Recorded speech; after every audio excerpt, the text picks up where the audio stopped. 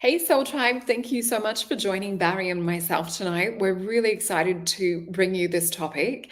So, both Barry and I love the topic of auras and our biological field and how this interacts with ETs and what we can do to enhance this connection further. Hey, Barry, how are you doing tonight? Hey, Oh, pretty you're good. on mute. Hey, Sol, how you doing? It's good to see you again, and I Yeah, appreciate good you to see having you me too. on. Oh, you're welcome. We're always so excited to have you back. And I see there's a lot of love in the audience as well. People are really excited to have you on, Barry. And I know when you came on last time, everyone was like, part two, part three, part four. So everyone loves the information that you have to share. And let me just bring up your bio. I'm not sure if your tech was lagging a little. So I'll just step into reading your bio for those that missed the first show that I did with Barry. So Barry Littleton was born awake with fragmented past life memories. He began having paranormal experiences at a very young age. These experiences included telepathic awareness, seeing or feeling ghosts, and various inorganic beings. These encounters and some of the entities themselves had distinct extraterrestrial origin that led him to a lifetime of research and exploration into both the metaphysical and paranormal fields. Mr. Littleton majored in psychology, sociology, and ethnic studies from Wichita State University. For 20 years, he worked at-risk youth and the juvenile offenders by utilizing cognitive behavioral approach. In 2010, Mr. Littleton had a tragic car accident resulting in 4 catastrophic traumatic brain injuries, along with a near-death experience. And I think you've had more than one too. You've been very, very lucky. We're lucky to have you here. So the Thank event you. was the event was life-changing, and it was predicted that his condition would remain in near vegetable state, surviving this catastrophic event. With mental faculties intact, spurred you to become even further forward with extraterrestrial contact, paranormal and near-death experiences. This included an emphasis on your knowledge of cognitive behavioral approach and hypnosis for a variety of helpful modalities. So it says that you also help to unite extraterrestrial contactees and near-death experiences with similar encounters and interests across racial color barriers that exist within the fields and communities, which I think is important, like the work that you're doing in that way. Since coming forth, you have had the pleasure of meeting awakened people from across the globe, which has been an amazing experience. Your website is definitely under construction. I'm still going to show it though, because people know what YouTube's probably better. YouTube and it Facebook is. are probably more desirable. I've got YouTube up as well, but let me just pop into the chat right now. I'm just putting your email in there. So for anyone that wants to contact Barry personally, you've also got his email details that are in the chat. And let me bring up my little windows so I can share your website.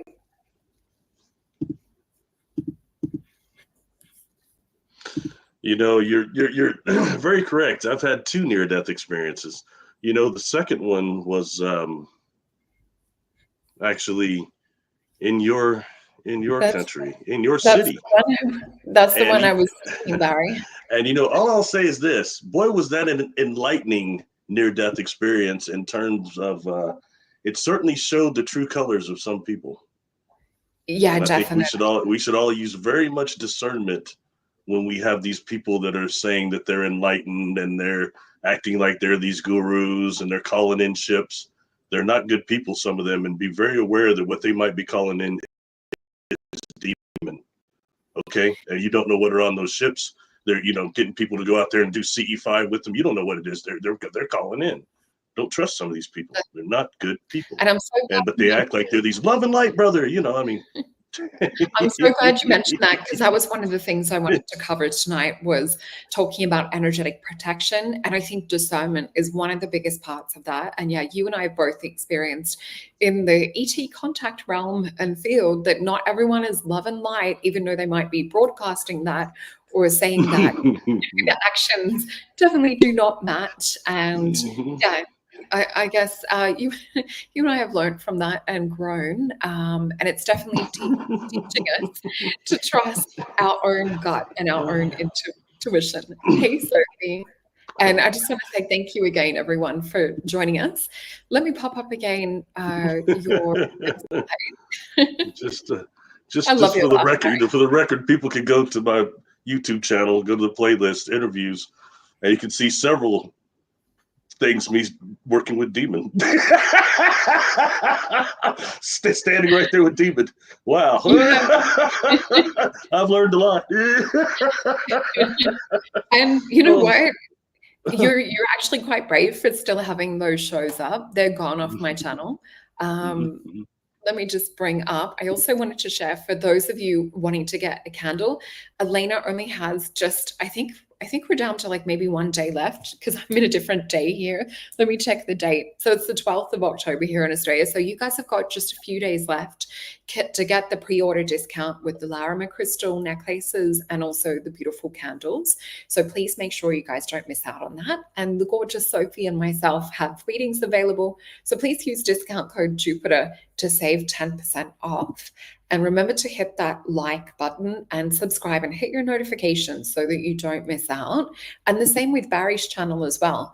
So go on over to Barry Littleton, type it into YouTube, and you'll see he has not only a lot of playlists, but you have, like, not just because you're my friend, but you have the most comprehensive database of the most amazing, incredible information of any ET contactee. And I mean that from my heart, Barry. Thank you. Really appreciate that.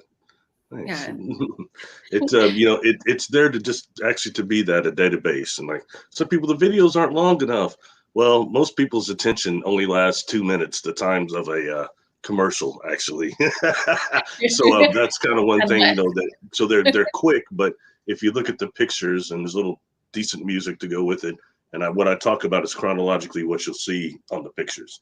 So it's quick and it's for people that really want to do their own research and have their own experiences, as opposed to me sitting up there looking studious. It's not about that. You know what I mean? Yeah. Well, and it's so good because you recommend books as well.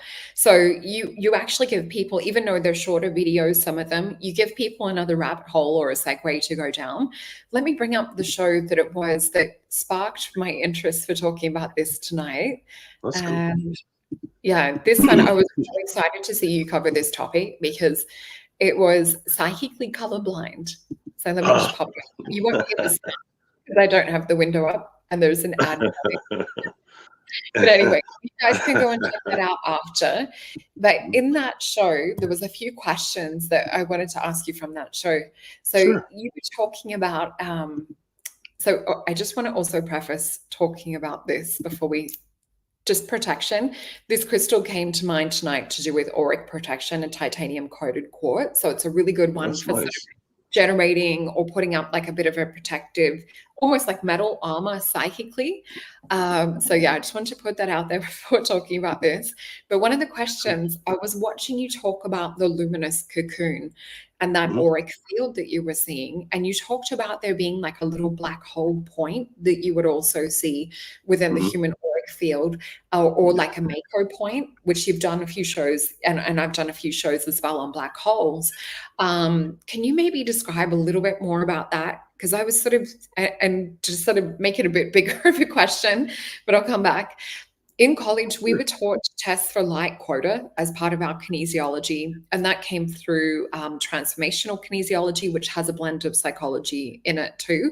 And they were checking in for light quota in the auric field, and it was around that spot where you were describing this Mako point, and we were testing for light quota, and it was said that I think Jesus had about 100% light quota. I'm not sure what we're on, whether we're on like 30 or 70% currently in humanity. But yeah, can you talk about that point and that luminous cocoon a little bit more? Sure. For starters, that video, what I kind of made that is, we all see differently. And for me, I had like these books about the chakras and the kundalinis by Geneva Paulson and them, and he got all these colorful, beautiful pictures and everything's green and right now. And I wasn't seeing like that. I was seeing this not even this aura over people, but it was more of an energy field, and it was big. I mean, it goes, like 6 feet outside of a person, and it's they call it the luminous cocoon, but it was normally people have two shapes that I've seen. One is it's spherical, oval-like, or even mushroom-like, kind of got a top on it.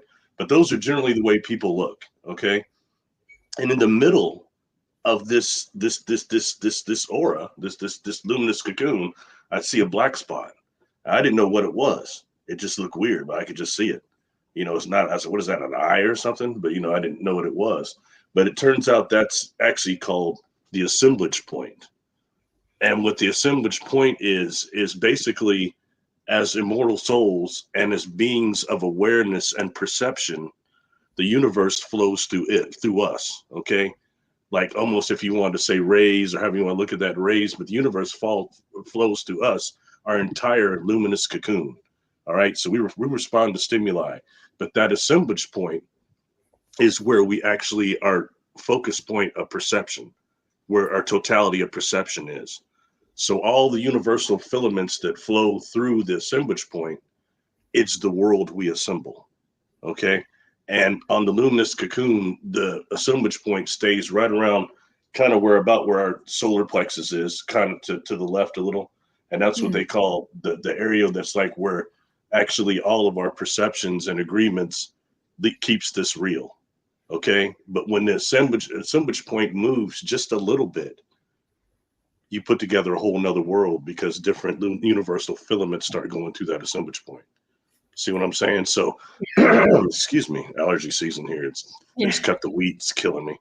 Anyway, when they actually, when you sleep, the assemblage point moves much more. And there's a general like band in the middle of the luminous cocoon that is what they call the band of man. And everything along that little thin band, when you move the assemblage point, you're assembling worlds, though, that are similar to this one. You know what I'm saying? Yeah. For the most part. So that's what that is, because I was always thinking like, man, like I can't see because I wasn't looking at people and seeing these beautiful red colors and oranges and greens. And that's not the way I was seeing energetically seeing people. So I thought I wasn't seeing. And that's incorrect. You see, but that shows you how some of these books and things can be misleading to a degree.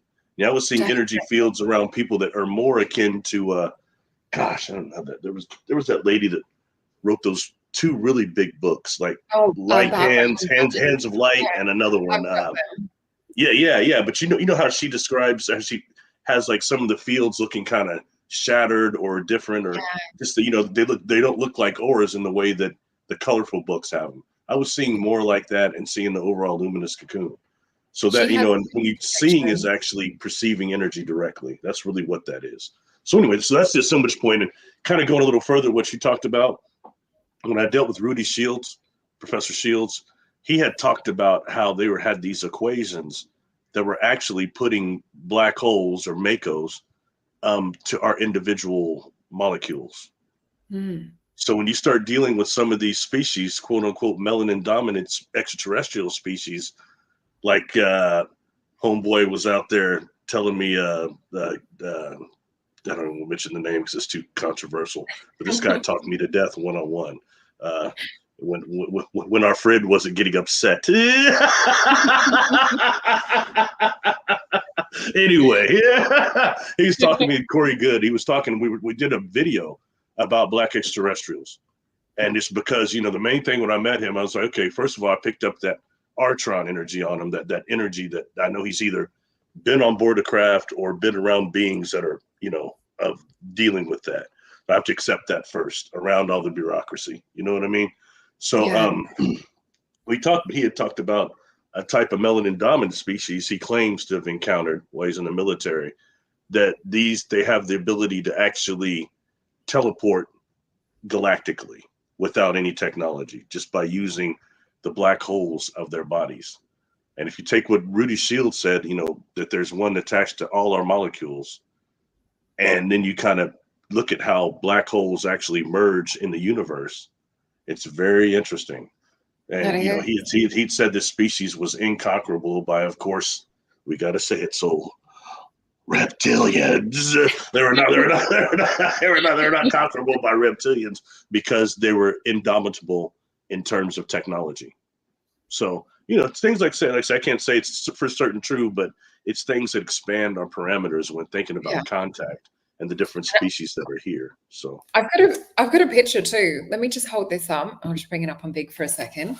So this is the hidden power of humans, chakras and kundalini. And just look at all these nadi channels that you've got here in this book. mm, So, when we mm. start to talk about makos and black holes and things, surely there's other species that have, nadis or have this plasma or auric, biological energetic field that interfaces with the physical. Because we know that, if you cut a leaf in half and then you look at it under a Kirlian photography photo, that energetic component of the leaf is still there, even though the physical component's been removed.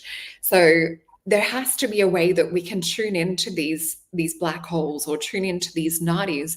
And that's why I think that a lot of the ancient Vedics or the monks were able to be in 7 places at once, or, materialize vibhuti and gold rings and all these other spiritual, some people call them tricks, but they're not. These are things that we Parlor are capable tricks. You know what?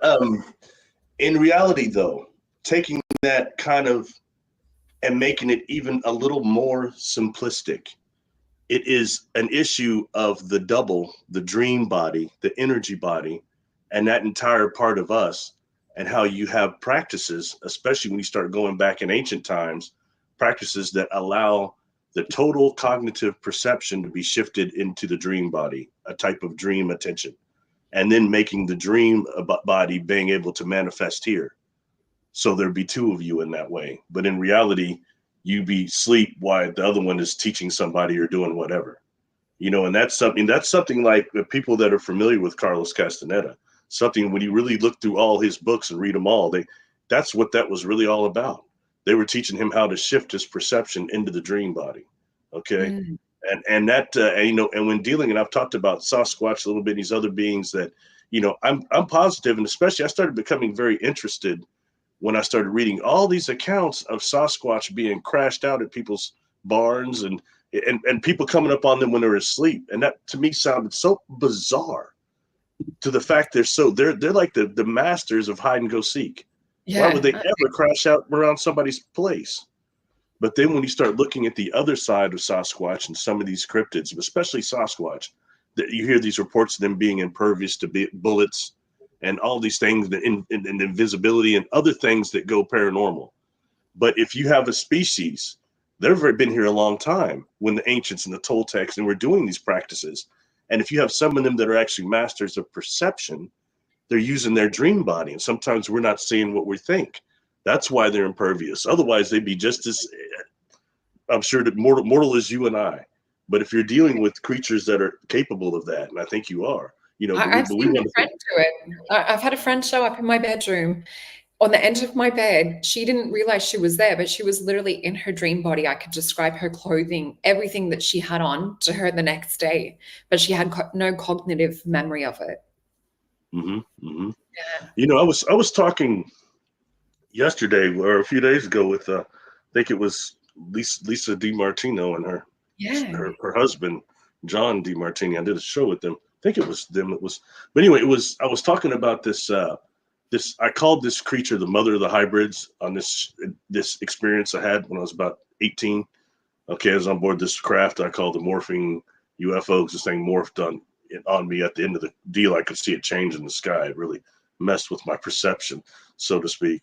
But there was a being on that, and I've done a video on it. It's on my personal encounters playlist on my channel, and it's called the Mother of the Hybrids. And although I didn't see hybrids, but the technology she was around, what she was asking, and this being had kind of more of a pear-shaped type head, but the eyes, when you see the illustration, the eyes of this being were much more massive than even what Kasara had represented on there. Okay. Yeah.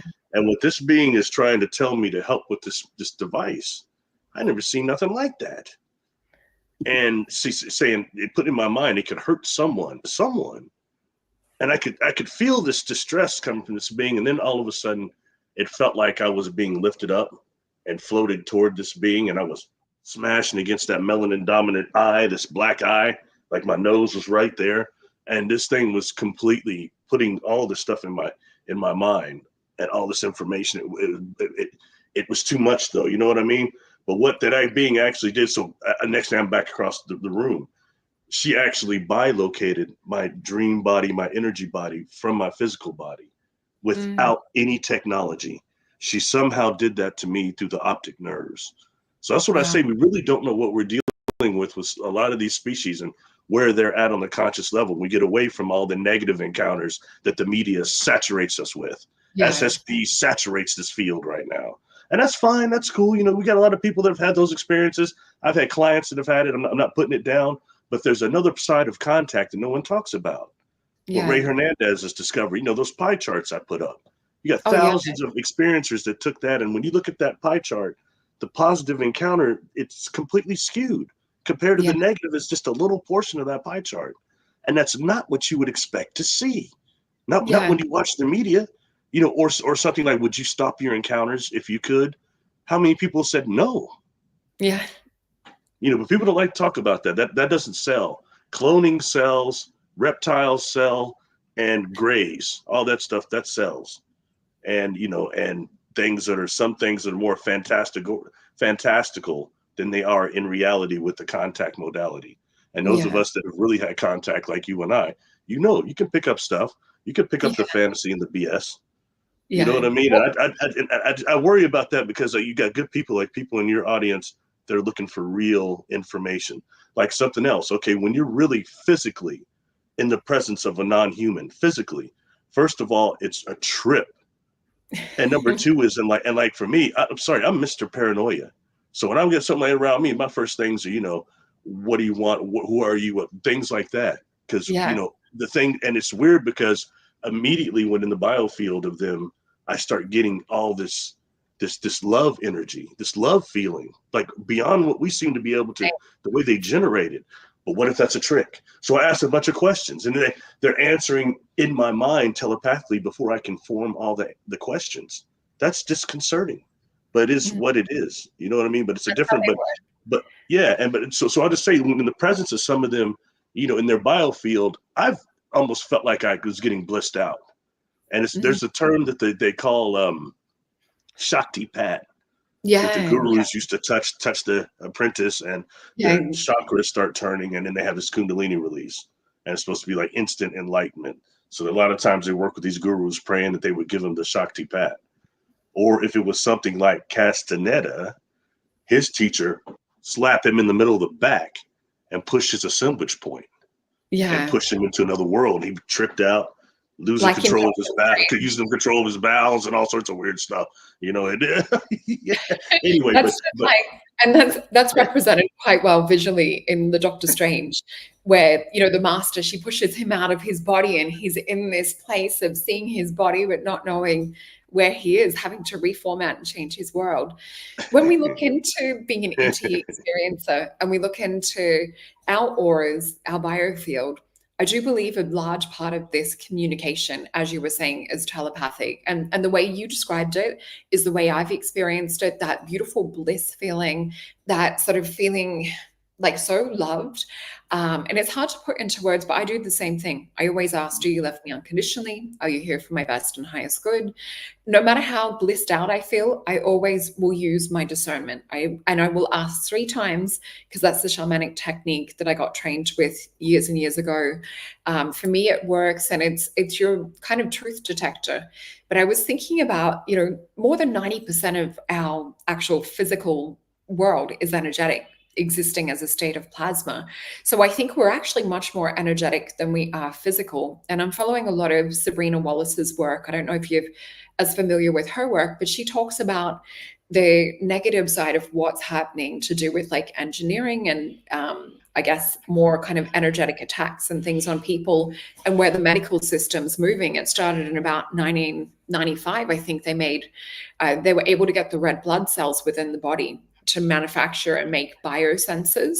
And so you can actually get someone's login address or your IP address. We all have different, you know, frequencies or different kind of, like, I guess you would call it Wi-Fi signals. You're able to tap into a computer and log into someone's biosensors So it's not like there's a technology that's outside of us that's being installed. She's actually talking about they've trained the red blood cells to turn into these biosensors, and they've got computer interfaces that can make heart attacks happen, that can be used for a positive, I guess, as well. But we know that a lot of technology is used for manipulation, but all of this is done within the human biofield.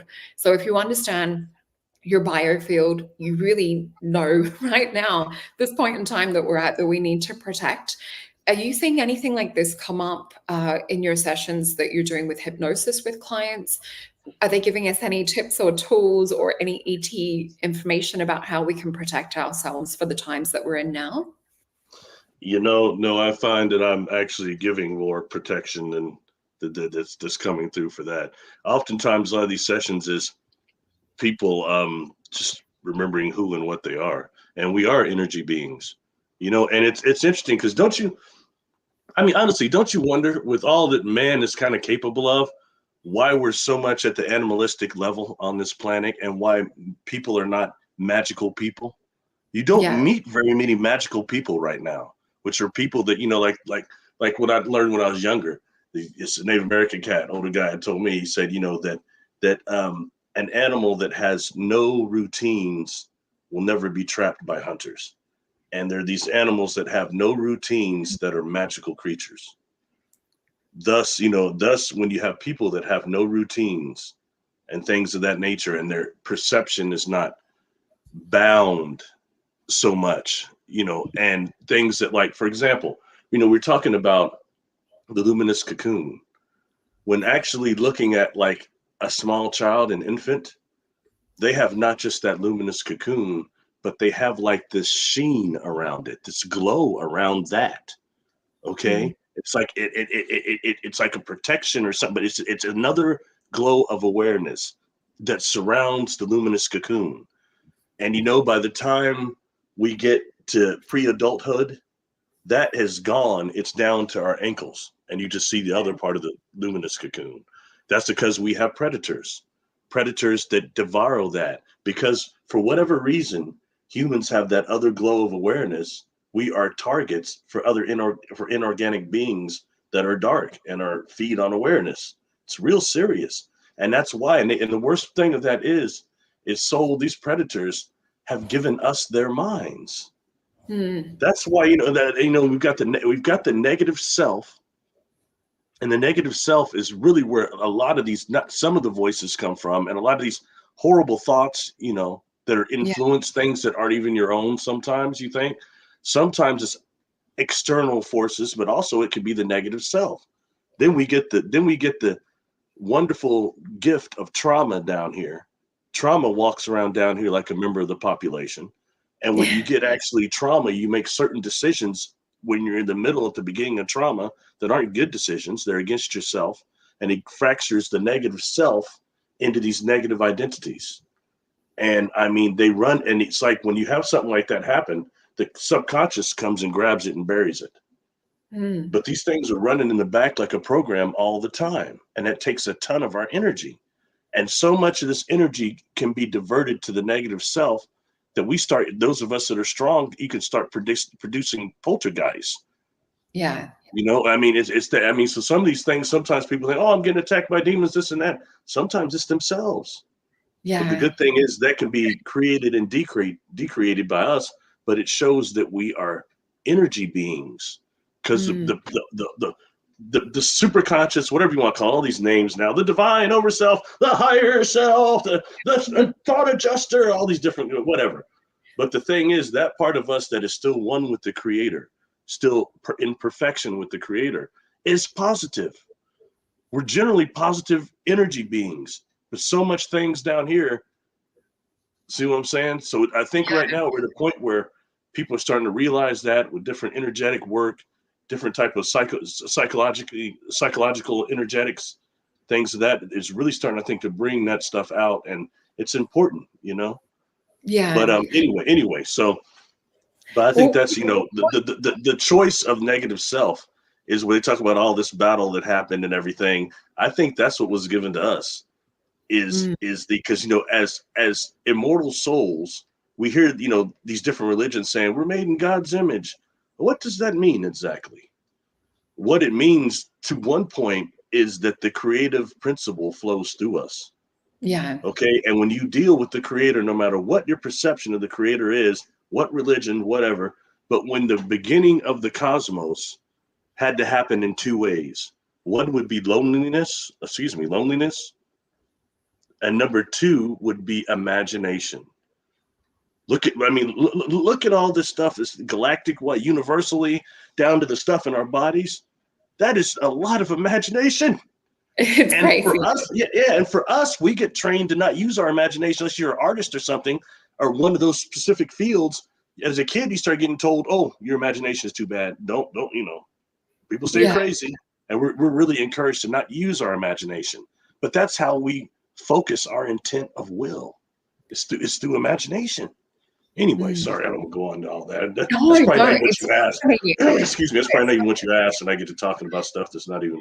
But it's Well, it's it's. when you were talking about like the atrophy, and that sheen on the aura too, it made me think of Rudolf Steiner's work and how he talks about the child's aura is fully formed by about the age of 7, where they're also said to develop their sense of will and, that separateness from the parents. But I also was thinking about like when the thymus atrophies around puberty too, and just thinking it's really interesting. That just does not feel natural or organic, that you would have this organ that's a system of regeneration and longevity and youthfulness, that just all of a sudden you get to puberty and it starts to atrophy. I just feel that that's not organic, that something's been manipulated or changed or something's suppressing. And I wonder if this is also maybe interacting, because it sits, you've got your pericardium, which is filled with plasma, and you've got your electromagnetic heart energy with the thymus not too far with it. And I'm like, this is, our vortex generator right here. So I think we need to investigate and research a little bit more about how all of these biomechanics fit together with the plasma energetic, auric field. And then maybe we can work out how to move this vehicle on this light body or Merkaba. When dealing with earthbound spirits, I just traditionally ask many questions of them.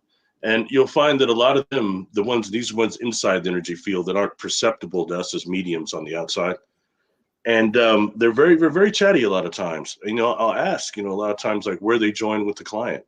And very quick early on when I started doing that, I started getting in the hospital, in the incubator room. And that's not even fair. They've been with these people their whole life, influencing them, behavior Giving me patterns. some. And and I asked them, I said, why'd you do that? And I've heard two things. One is, oh, they were bright. I hadn't seen the light anymore after I ran away. So I thought it was a chance to go back and incarnate again. And they didn't even recognize there's another soul there. Yeah. Or it was, oh, they were struggling. So I was trying to help. I'm trying to help them. I wanted them to survive. There's And that that too. reminds me a little bit of, when people go through trauma and you have that fracture or split, some of the entities and things will attach at this point too, as well as like seeing that bright light. What's your thoughts on, I've seen adults, I've seen children that their eyes will roll black and they'll have almost like a psychotic kind of look to them, where you can see that something else is operating behind. But when you see this in a child from a young age, is this something like, do you believe that there is actually dark or negative souls that can be born, or do you believe it's made? Yeah, I gotta tease you a little bit, man. I gotta tease you a little bit. You have a friend that's got black eyes. I could not tell their iris from their pupil. Anyway, hey, we all get a handler sit for us, right? Anyway, Yeah. but answering your question, I was serious. Sorry, I had to tease you a little, but seriously, but when negative, yeah, I think that we have two things. One is, I think we have some of these souls that are able to incarnate right now, and there's something wrong. I mean, when I say that, I'm talking about these people, and we've met them. In fact, we've just been cracking on one of them. They don't know how to love. There's something wrong. They like can't do it or something. And I mean, I think, and we deal with Earth really like, okay, I admit it. I was one of the people when I see how this planet's being destroyed, the demonic forces we have that are incarnated that run this planet, okay, that are destroying it and keeping us in chains and all these things. I thought this was probably a prison planet with lost souls that are caught in reincarnation cycle. I thought that for a long time until, you know what, when I started doing the work, a lot of it didn't hold up at all what I thought. I couldn't believe it. And I tried, I asked things like these saps telling people, oh, don't go in the light. It's a reincarnation cycle. You'll get trapped. Don't do this. Don't go into that light. The color of this light, the color that color. They don't know that color. When people transition, the light comes in all sorts of different colors. It's not always gold. It's not always white. Sometimes it has something to do with your soul group, which is a lot like the Roy G. Biv, the color spectrum. Okay, red, orange, yellow. You got, red and orange. I don't want to call them more younger, but maybe more less experienced souls, all the way to where you get, your violence, which is the most. You've got some of us that have done and go through and go to the group that we like the most. Like for me, I'm blue soul group. Most people that resonate with me are blue soul group. Yeah, family. I didn't understand during my experiences why I'm seeing blue all the time. Blue beings, these blue flashes, seeing blue on some of these crap. I didn't understand at first, Well, I'm drinking my blue potion today. Maybe I was just feeling our blue vibe. But do you find, like, with Blue Soul Group, because they're definitely a lot more rare, like I'll see, indigos, rainbow children, star seeds. With Blue Soul Group, I really feel that they're the midwives that are ushering this new shift into this, I guess, this higher ascension that we're going through, or this new energetic world that we're and what I see is it's not that they're just coming into this realm. If I look at it from a multiverse point of view, they're in other multiverses doing exactly the same thing. So even though we can be hard on ourselves and, why did I choose this to come and try and wake people up, or to, hold this light down here to kind of almost like the hermit, like carry the lantern leading the way. But we're also doing it off-world in other places too. So, but we see more ships. We see more Pleiadian sort of energies too. I've noticed when if I was to graph everyone that I've read for that's been Blue Soul Group, which it really isn't. More Fabio's, more Christy Brinkley's. No, I'll give you time. And I've seen like many different skin tones when it comes to Pleiadians, many different eye colors, even gold. Yeah, so it's not all blonde hair, blue eyes, as I say in my readings, when we talk about Pleiadians. Yeah. Well, that's what, like, I like those artifacts that have come up over there that show that, that the first Pleiadians here were actually melanin dominant.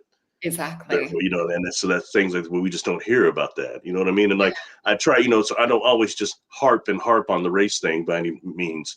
I'm very pro-Black, but I'm also pro-God, so I'm pro-people. Yeah.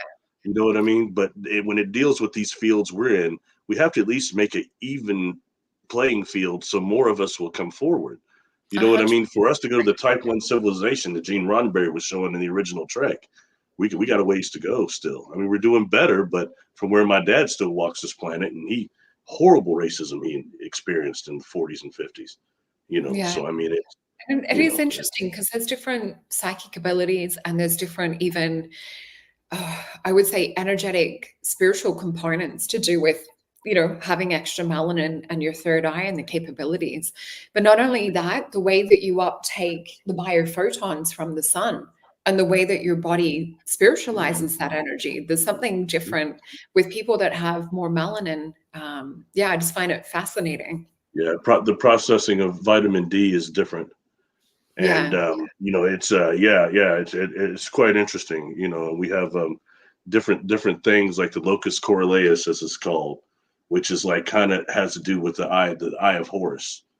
And there's certain techniques that can be used that involved pranayama breathing and also focusing on actually the center of the eye of Horus, or pure melanin, to actually awaken the race memory. And that's something that we seem to not have access to as humans, is our race memory. And it's so odd because, animals have it.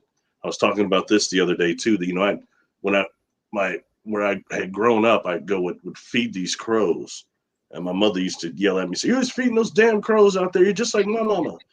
My grandmother fed crows too, but those crows started really knowing me and responding a certain way when I come around.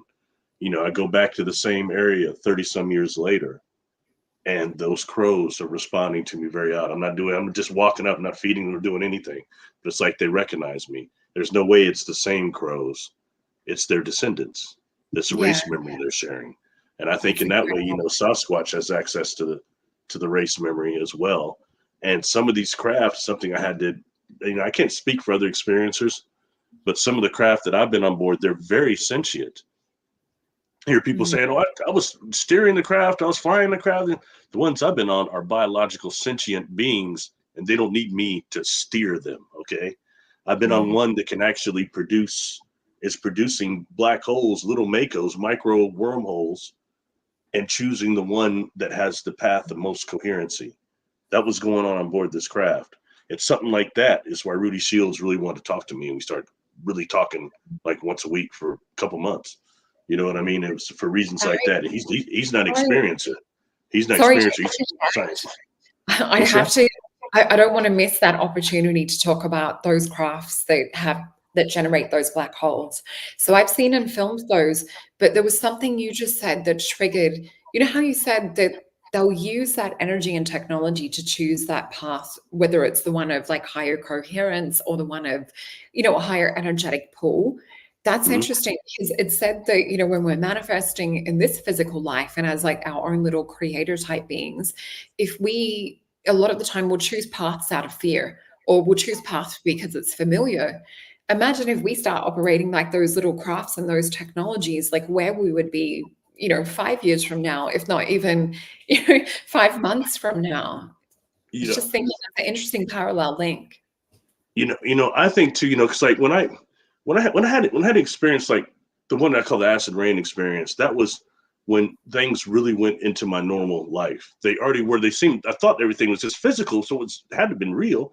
But then you still start dismissing it because when you get away from the event horizon, it starts getting kind of weird, especially when you're Mm, dealing with higher vibrational beings or energy environments. The faster vibration, faster frequency, whatever it is, but it makes it very hard to retain memory of it, kind of like dream attention.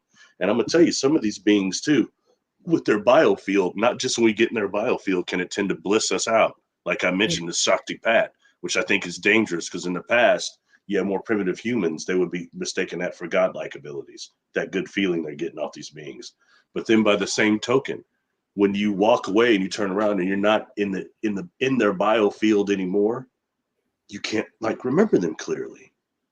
And mhm, you know that you've just been interacting with yeah, someone, something, but it gets just foggy when you're not around with them. And I obsessed about that for a little while. I wondered mm, one, I was like, okay, is it that they have just evolved that over time? Is it by coincidence or was it evolved as a type of defense also? And yeah. that's again, I don't have an answer for it, but I know I've been around some of these beings, and when you're not in their presence anymore, it's hard to remember like exactly what. I mean, And you that's can, but it's like fractured, and it I gets think worse that's as where time goes we can on. have a look. We can have a look into that, I guess, in another show as well. What is it we can do to strengthen? Because there's many different techniques or different practices you can do. And it's the same with, with readings. You've got to get that first thought before it sort of evaporates out of your mind. So I do feel it is like technique, it is training to retain the information that you're maybe clairvoyantly picking up, psychically, telepathically. So I think definitely practice makes perfect. I just wanted to send out some love to Ken, who needs some healing. And I saw Tim something about maybe your dog biting you. So I want to send love to you guys and those that are affected in Florida and many other places that are going through devastating events at the moment too. Barry, I wanted to make sure to ask you a question. What do you think, like with our auric field and all of these little channels, what do you see in terms of how would you describe the physical body energetically? Do you believe it's working with some kind of vortex generator technology? Because we've seen like the heart being unraveled in some of those videos where you can see it's actually a vortex. What do you believe that our physical and energetic body are, and how do you feel it operates? Interesting question. To me, the physical body, I mean, what's it's good is the place where we can have totality of perception, and we've got that right now. And it's so odd, like for a lot of people that don't want to be hypnotized or can't, or like just they don't want to be, really is what it is. Anybody can be, but they just don't want to be. So if you don't want to be, there's no point, because you won't get to the therapeutic part of it. But Yeah. in that so in that way, but like for example, I became a hypnotist and studied it for a couple of decades because I was trying to use it for myself, on the missing time, and then I could hypnotize other people just like that, instant, rapid, but I couldn't do it for myself. I had to go actually sit down, lay down, let somebody else do me. You know what I mean? But in that way, you know why? Because Barry's Mr. Paranoia. Mr. Paranoia, I can't let go of control freak, freaked out, man. And so I couldn't let go of control. But then once I actually did and went through the process, you realize something, that really it's like the totality of yourself. You have more control than ever, especially when you don't have any blocks on your subconscious and superconscious. Your superconscious has recorded everything your immortal soul has ever experienced, period. And when you Mm. have access to that, it changes everything. It takes us into quantum entanglement, how Yeah. all atoms and things really are connected across any amount of space. Anyway, sorry. Did that answer your question? Was that Yeah. you, Yeah. you asked something that And was, has there and I been haven't looked over at the chat either. I apologize. I Oh, forgot. no, I was you're just too doing busy well. I'm talking. just putting comments up as we go too. So put your questions in the chat in all caps if you guys have some questions for Barry. I did have another list. So I was looking at, ways we can increase our energy field. So, foods that are rich in biophotons. So, plants take in that biophoton energy, convert it into chlorophyll. We take that in and we're eating liquid sunlight, or plant Oh, I versions got of you. sunlight. Yeah. Okay. Is there anything you can think that will help us to strengthen our auric field, or perhaps enhance our auric vision? Okay, I'm with you now. If we're using the body for that. Okay, got you for that. Okay, what that is it's a thing of actually freeing energy. And when I say that, so much of our energy is used just to pay our bills, take care of the kids, family, and all this other stuff here just to survive. Takes like 96% of our entire energy. So actually, by doing things that are not routine, by doing things that do not allow yourself to be drained, okay, and by actually saving free energy and making free energy, that turns into personal power. And when it starts turning to personal power, that's when you can project your intent of will. And that's where I would kind of connect the physical body with that. So the things you can do, whether it's nutrition and other things, but things that actually don't deplete you and deplete your energy source and frees up energy, is good, and it That's increases perception. great. And remember, Yes. we are beings of perception, and we're beings of awareness. I don't care what nobody says. That's a fact. You know. Very true. And I love that answer, because that, again, it's on that same parallel as what you were talking about with that, the UFOs going into black holes, or going to the point of higher energy. And it's the same with us. If we use that same sort of, I guess, don't be around people, places, things that drain you of energy, you're going to have a lot more, not only psychic power, but you're also going to have a lot more, I guess bandwidth would be one way of describing it. We have a question here for you, Barry, from Christian. So he said, Barry, how much do you think the moon has been used to manipulate humanity? Wow, that's a good question. Man, I've been all over on that. For starters, when I was much younger and I started studying, you had people. At first, it was Bhagwan Sri Rajneesh. In one of those books, he was talking about how we go back, and several of those gurus are talking about how we go back to the moon when we sleep, and also we come to the far side of the moon when we incarnate, and that we come through this soul catcher in the back on the far side. And that always kind of stuck with me, all right. And then when I started hearing, like in the mid '90s, early '90s, actually, Richard Hoagland came forward on Art Bell, and he started producing his books he worked with NASA for a while, and he was talking about that 60-mile shard that's supposed to be on the far side, and that crystal palace and these other artifacts are on the far side of the moon. I started thinking and kind of correlating that with what might be Bhagwan everybody was talking about. By the way, I don't know how this happened, but somehow Bhagwan Sri Rajneesh like died, and then he suddenly became Osho. How did that Oh, happen? interesting. People look that up. Look up Bhagwan Sri Rajneesh and then look up Osho and tell me that's not the same individual. Bhagwan was the cat, doing the orgies and trying to poison the Yeah. city water supply, and he's a trip, man. Anyway, Yeah. anyway, but back to the real subject.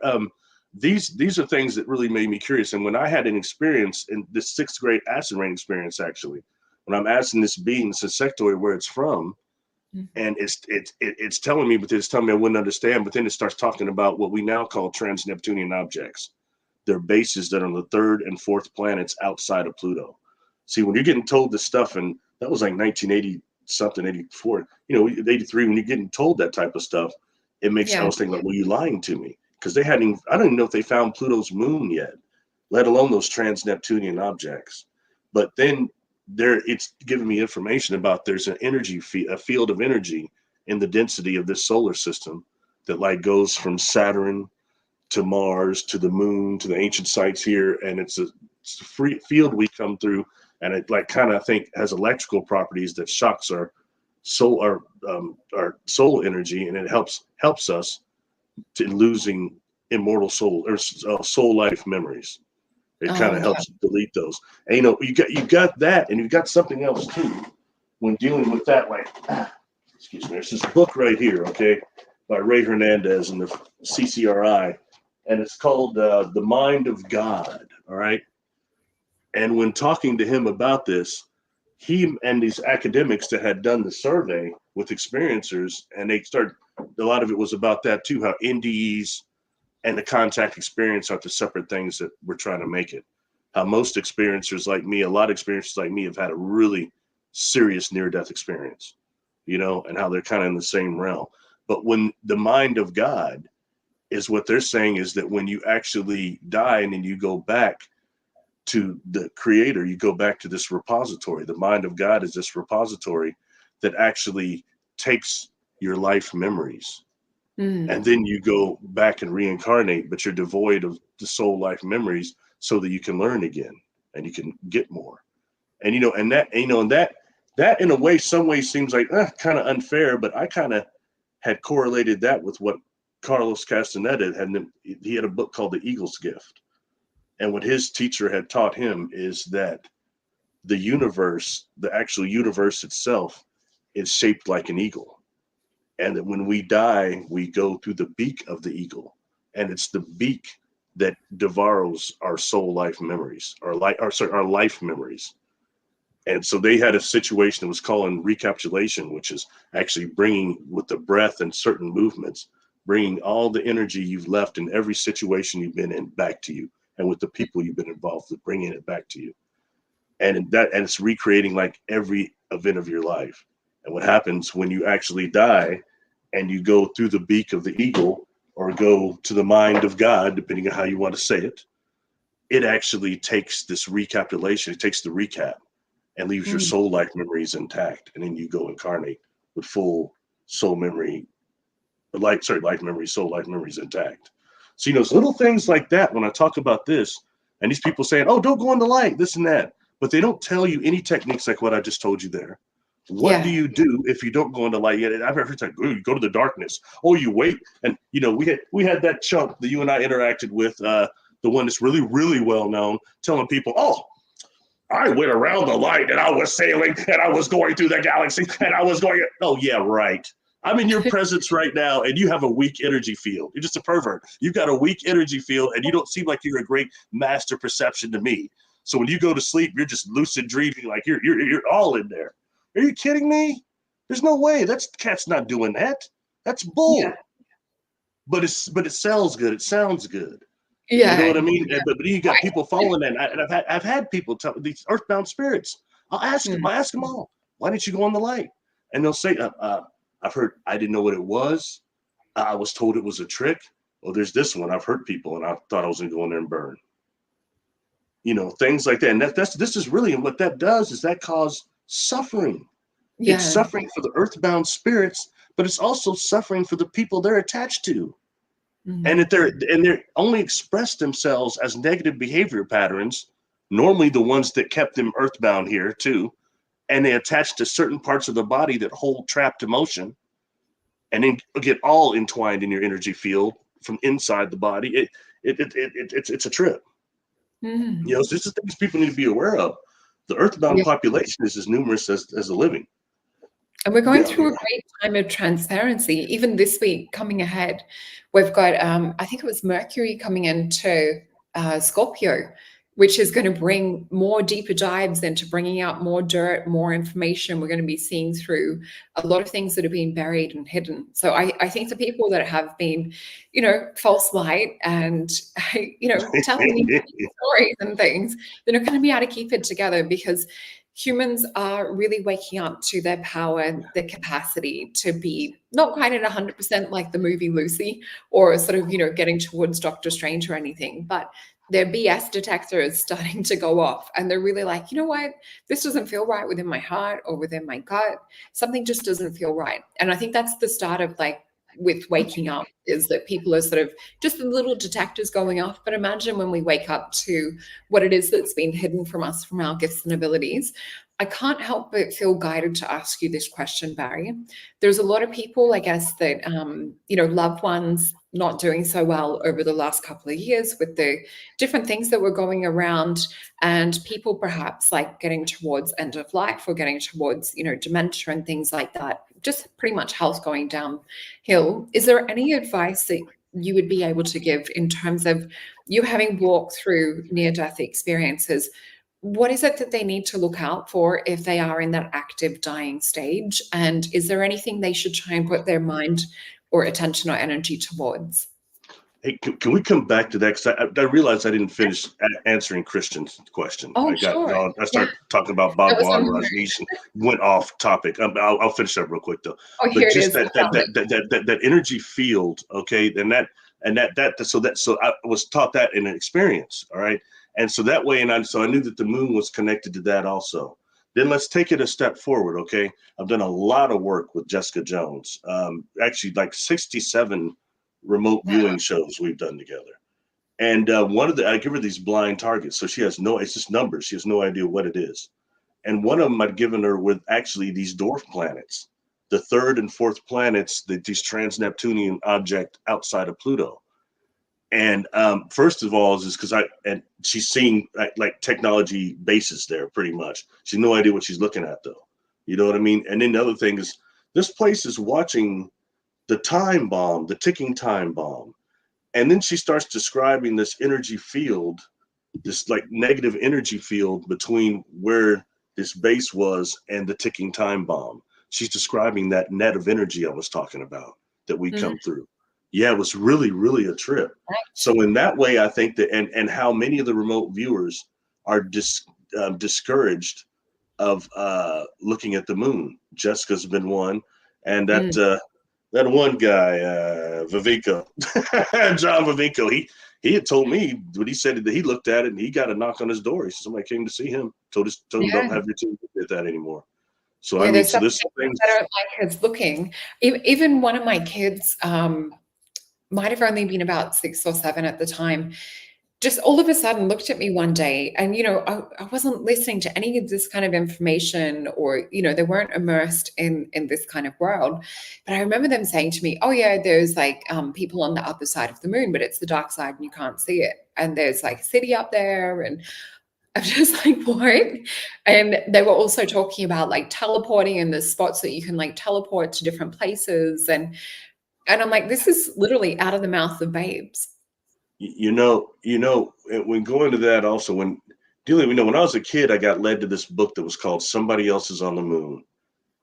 And that guy, I think Raymond Bernard, I think was the guy's name, but it was he had these looked like these machines on the moon, and these pictures that NASA like he got a hold of or something. But when dealing with that, and also how all the remote viewers say that the beings on the moon turn around, look at them, they can see Yeah. them. Yeah. So I think these are things that are really, really prevalent, and to when talking about the moon, it's very, very, very interesting. And one more thing about that. He probably knows this already, Christian, but the people that have actually read Ingo Swann's most popular book, Penetration, The Quest for Human Extraterrestrial Telepathy, before he died, that book was going for something like $500 on Amazon. Now you could get one for much cheaper than that now, like $40 or something. But what that book is really about is it's all about the moon, really. Those people had him looking at that target and whatever he was looking at. He was the founder of that remote viewing, but he was looking at the moon. And he thought it was somewhere in Nevada. He was looking at a town in Nevada or something with the, it's Interesting. yeah. I'm going to have to look that book up. We do have one of the books you were holding up before. Deb just wants you to, if you could maybe hold it up again, please. Oh, sure. Thank you. It's called, try to get to where it looks, sorry. The Mind of God by, it's Ray Hernandez and the CCRI Conscious Research Institute now. It used to be called FREE, the Foundation for Research Extraterrestrial Encounter. And there's another book that they did too that I don't have in here. I'm sorry, but it's a bigger book that's got actually the surveys in it and all the stuff that they put out and everything. Gosh, it's if you go to CCRI website, it's all on there, definitely. But that's what that is. It's a really good book, and it's on Amazon. They're on Amazon too. And the author is Ray Hernandez, Reinero, Reinerio. I'm sure I just butchered that pronunciation. But anyway, I know you've gone into some of the topics to do with FREE a bit more on your channel as well. So I'm sure people will be able to find more of your amazing stories and revelations on that. And I can see people are loving having you on. So thank you so much. We also have another question from Tim.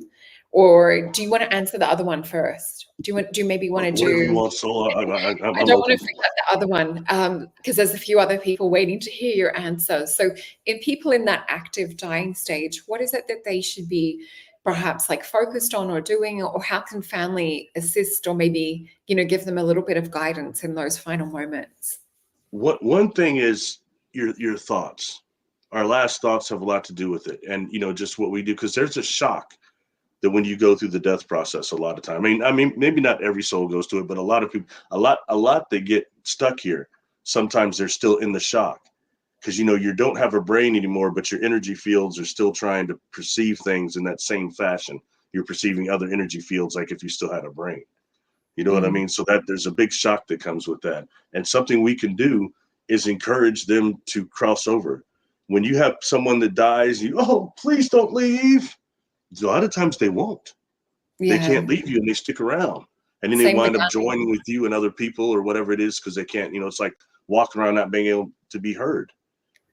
So that's something I would say there. Encourage the crossing over. And, a lot of things that like what we would almost call hospice, which is just helping people before they go, is just, the comfortability. Being comfortable is one thing. I think if you can give someone comfort in that way, or learning about what you may encounter during transition and learning about that a little bit. So that's, the more you look into it, knowledge is power when it comes to this. Yeah. Hopefully that answers that. That's so true. There's a little bit of a build on from this. What was it that you experienced when you were going through your NDE? I experienced what this book here, another one of these books,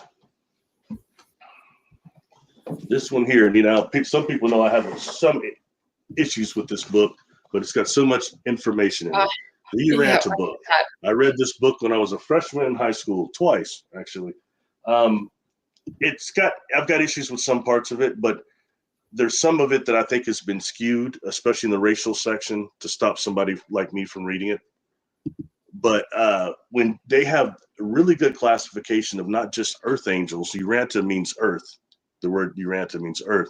So it's not just earth angels, but also angels within the whole super universe and universes, as they call them, how the orders go. And they have an order that's called Super Nanophim, SUPERNAPHIM. And they're a type of higher angel, like archangel, but they're different. They have slightly different function, okay? But they're at that level. When I had died, what happened to me is I saw these angelics, okay? And they were not physical. They were like hundreds of strings of light, okay? Bright light. And like outside of that, They have what look like these shields. I like Star Trek. I'm a Star Trek guy. They look like energy shields to me of some type. And outside of those shields, you had, I see why some people would put angels with wings, but that's not what they weren't wings. They look like shields. Anyway, outside of that, it looked like heat. When you see heat, like the wavy stuff, when you see like mirage Mirage. coming off the street, yeah, that heat outside of those shields. And these beings were absolutely regal. Okay. And when I say that, I'm sure they were toning down the amount of love and light that they were projecting so it didn't burn out my body. I've never felt love that intense. And I've met extraterrestrials that are non-physical that you get some sort of a rush from them too, but it's not the same. Not the same level of Christ consciousness, of love energy. It's different. Okay. Yeah. And I know that they channeled enough energy to, with the people that actually stopped and looked at me in that window. I had hundreds of people come to see me in my ICU. And, Yeah. you know, that I think they stopped and actually did take a second or two to pray for me. I think they channeled all that energy to my healing, because I sustained 4 catastrophic traumatic brain injuries in my car accident. I took a hematoma to the brainstem, hematoma to the frontal lobe, hematoma to the quarter lobe, and then I have what's called DFA, diffuse axonal, which is actually like shaken baby syndrome, means when impact, my brain turned into case. Okay. So Wow. I was not expected to live, and they said I would be a lifetime vegetable when I didn't like stay dead. Yeah. But yeah, and as you can tell, they were wrong. And I Yeah, think that this definitely far has from reason wrong. for it. And yeah, and it's you know it's something that also I saw loved ones too, and that was like talking to you now. That wasn't like a vision, and they were one of my uncle had we just buried him 2 days before I had the accident, Yeah. and he was able to talk to me and my grandmother standing like, and she'd been dead a long time, you know, like 15 feet behind us with her best friend, who Mm. always had time to stop and talk to me as a kid. Miss Viola used to talk me down. She could take a breath between speeches, but she didn't say anything either. But my uncle Reggie is talking to me, and I think that I wasn't far enough over to where Mm. to where he could still communicate with me, and maybe they couldn't. I don't know for Yeah. sure. You know what I mean? But there's that part, like the interlock where you can maybe, Sense. anyway. So that's what I saw. And the rest of it is because I had these brain injuries. When I remembered who I was, because I woke up, and after being in a coma 2.5 weeks, I woke up, but I couldn't remember who I was for like almost probably 3 weeks. And I had what they call a clearing out.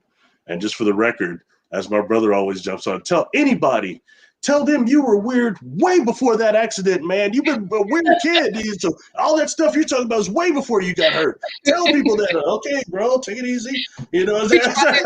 Which brother is that one, Barry? Mitch, it's Mitch. Say Yeah, hi to Mitch. Mitch for He's youngest to me. He's only almost 13 years older than me. We're closest Yeah. in age, though.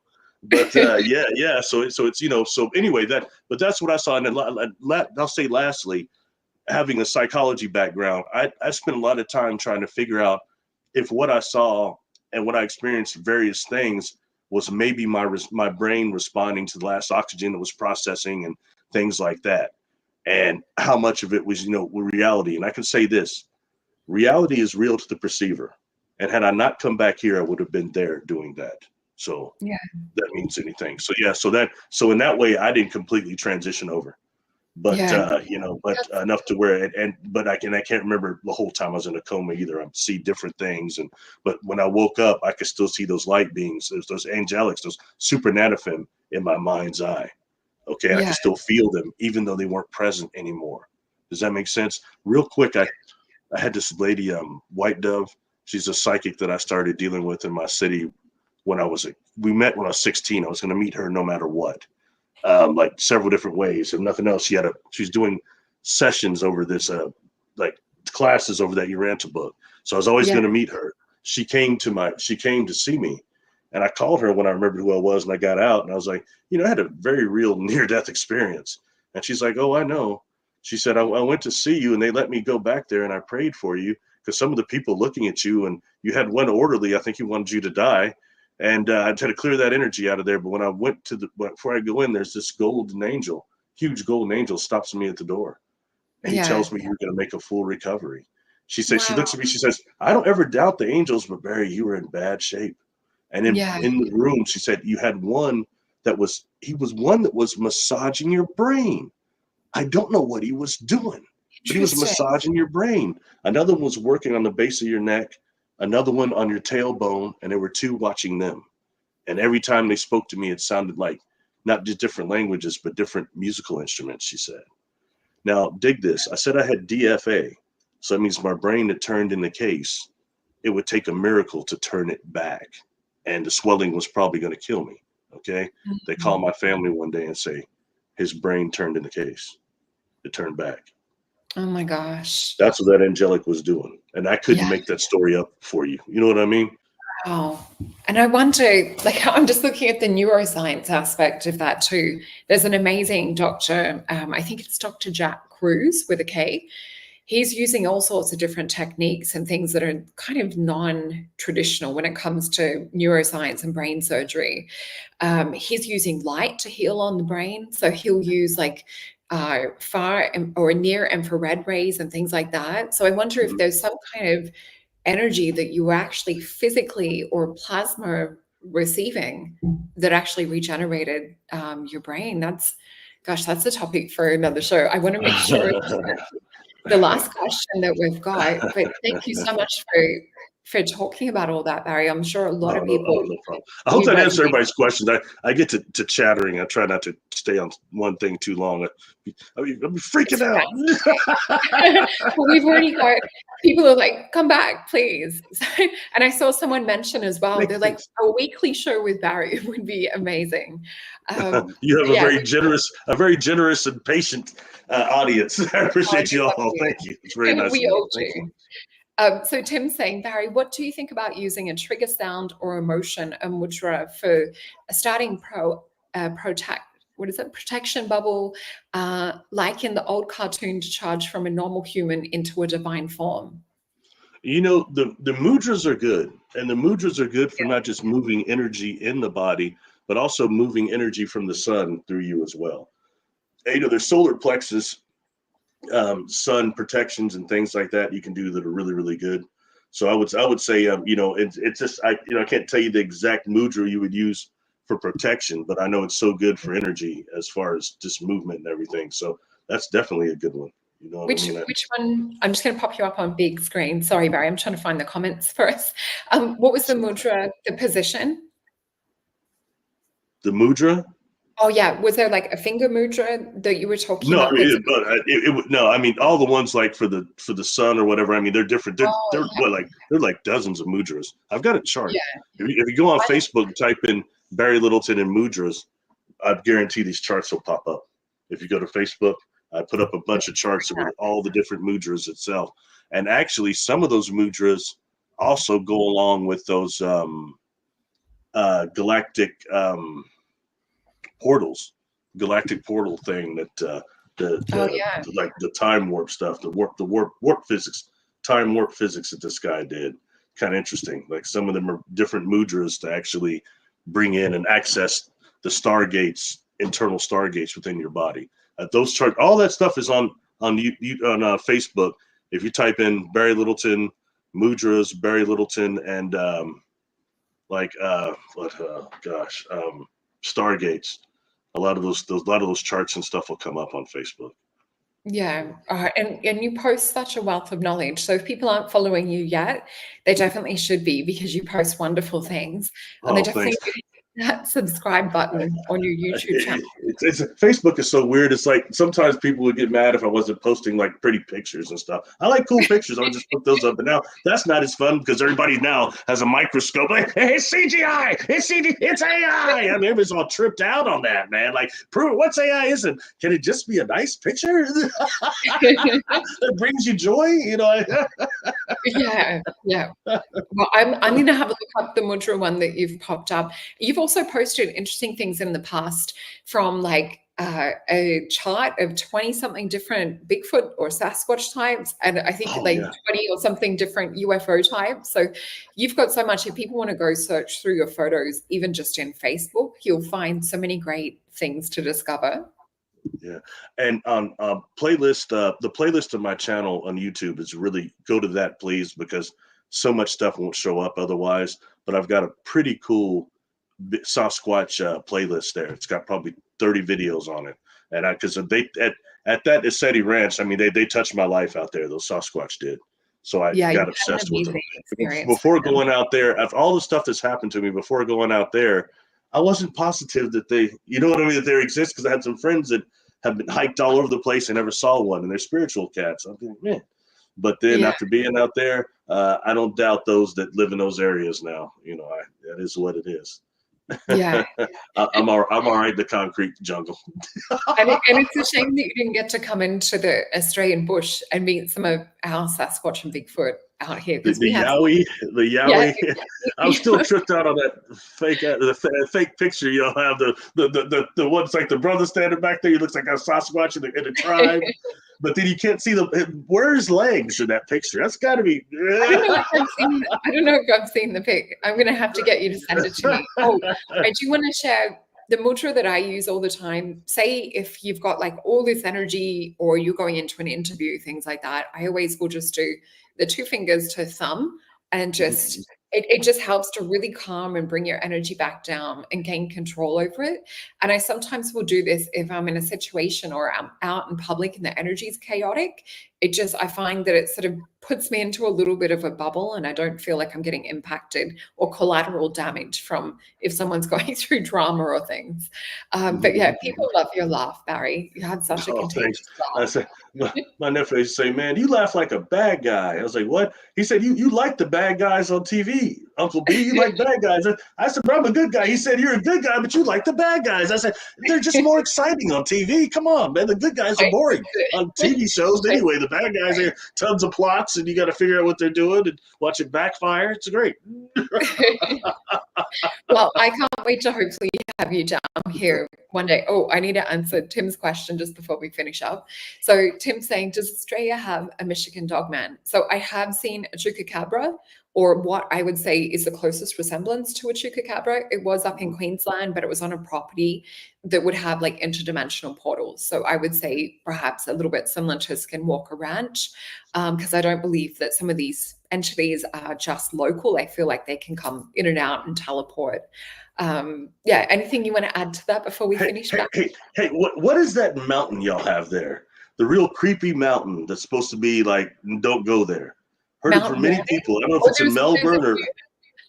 There's a few different mountains and a few different places. So there's ones that my parents have come across in the middle of the outback and the bush. And they said that there's stories of people going off the track towards a mountain, and they're never seen again. I can't remember the name of it. I'll have to ask my parents, because they're kind of adventurer explorers. But yeah, I'll find out and I'll get back to you on that one.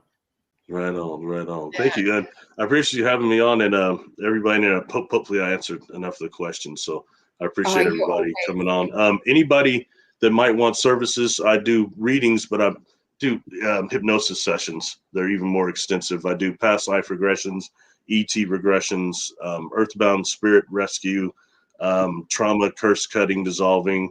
Also do negative identity removal, trauma removal.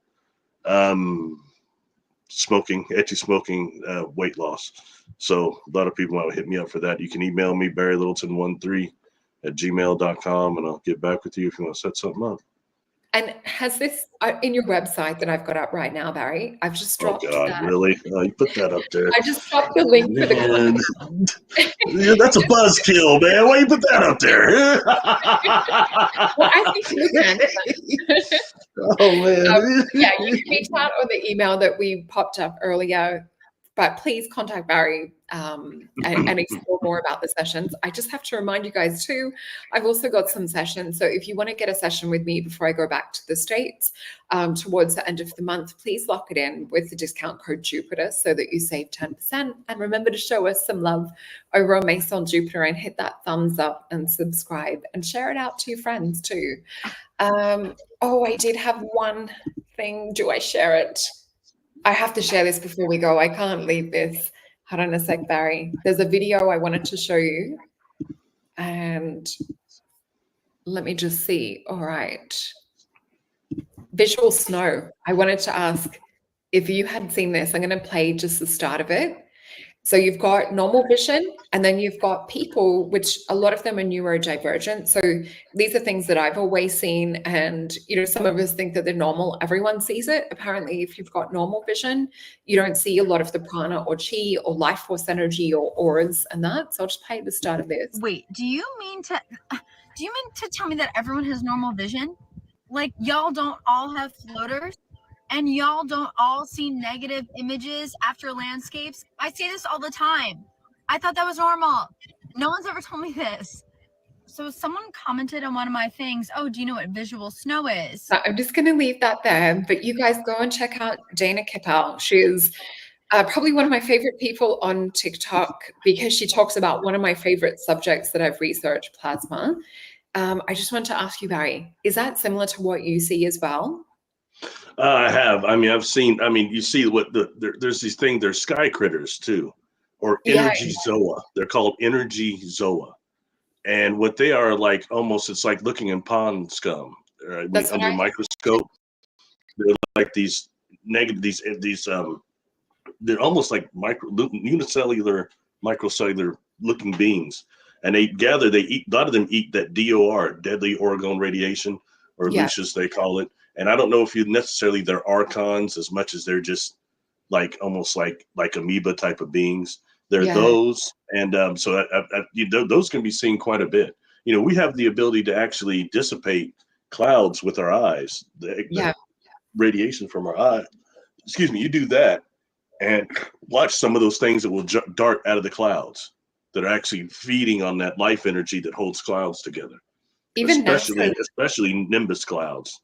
Like so that's something there. And there's different types of them. Like some of them, like those rods, look kind of like flagellum. If you look up what a flagella is and look up a rod, they look quite similar. So it's things like that. And so I mean, there's a whole. Our skies are full. One more thing.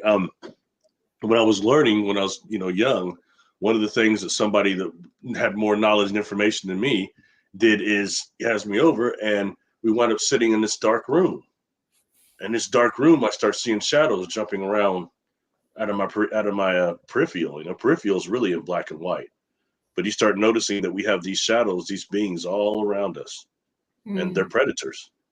You know what I mean? So so that it's disconcerting. Where you'd be like, "Damn, brother, turn that light back on, yo." I mean, but when you think about how most of us have a natural fear of the darkness, that's why. You know what I mean? Well, I think we've got a topic for another show because there's so much that we can get up. Like as soon as you get further up into the ionosphere, we start to see those big jellyfish creatures and that. I just wanted to pop this comment up. Tim saying, I'm seeing more since starting my 66 days vision quest potion. So Tim's on that mission to open up his vision a lot more and is working with my vision quest potion. I just had to say thank you, Tim, for mentioning that. But thank you once again, Barry, for coming on. It's just been such an exciting show with you. And I always love chatting and catching up with you on a personal level, as well as being able to share you with everyone else. But thank you for your time. Well, thank you for having me on. I appreciate it. Thank you. And thank you to your audience. And I appreciate everybody. It's been a pleasure. By the way, I have a video on my YouTube channel of Energy Zoa. Check that out. It's pretty good. Yeah. So it talks about the critters and how I kind of encounter them. So. Oh, awesome. Well, I'm going to have to rewatch that one and then come back with more questions for you for next time. Thank you, everyone. Have a great night. Bye.